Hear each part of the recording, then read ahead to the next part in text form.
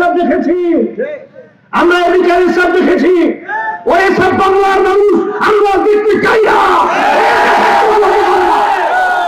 তখন কৃষ্ণ নন্দী পরিষ্কার উত্তর দিয়েছে, জামাত তো ইসলামী দল না। ইসলামী দল বলে আপনি তাকে খাটো করতে চান কেন? জামাত তো ইসলামী দল না, ইসলাম বলে তাকে খাটো করতে চান কেন? একবার না কয়েক জায়গায় এটা বলেছে। তাদের সাথে জোটবদ্ধ কর্নেল অলি সাহেব পরিষ্কার বলেছেন যে জামাতের আমির তো বলেছে তারা শরীয়ত অনুযায়ী দেশ পরিচালনা করবে না। এরপরেও আপনারা খ্রিস্টান যে ওই যে সম্মানিতা মহিলা রয়েছে সে তো পরিষ্কার বলেছে জামাতের আমিরের সাথে আমার কথা হয়েছে, সে আমাদেরকে আশ্বস্ত করেছে যে আমরা শরীয়ত অনুযায়ী রাষ্ট্র পরিচালনা করব।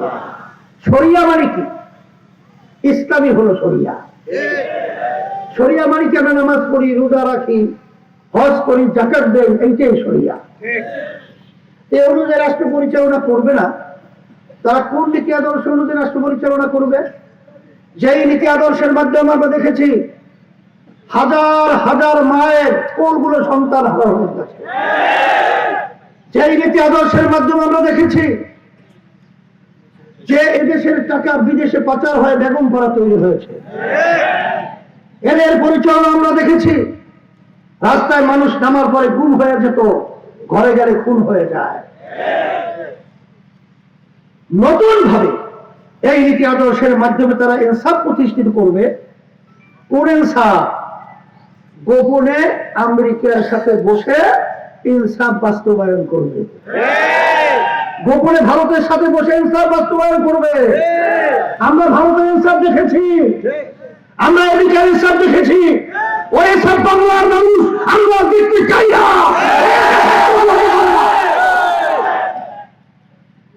আর খালেদ সাইফুল্লাহ সাহেব হুজুর যে ইনসাফ প্রতিষ্ঠিত করবে, আজকে বাংলাদেশের ভিতরে একটাই দল রয়েছে, একটাই মার্কা রয়েছে, যেই দলটা যেই মার্কাটা বাস্তবায়ন করতে চায় ইসলামী নীতি আদর্শ শরিয়া।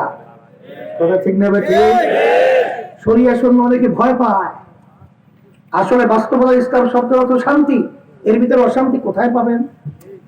তাহলে এর জন্য আমার ভাইদেরকে বলবো, আমি তো কালকে ঢোকার পরই আমি বিশেষ করে আমাদের সম্মানিত খালেদ সাইফুল্লাহ সাহেব হুজুরের আসনে আমি বিভিন্ন দিক থেকে আলোচনা করে দেখেছি, আলহামদুলিল্লাহ আমি খুশি হয়ে।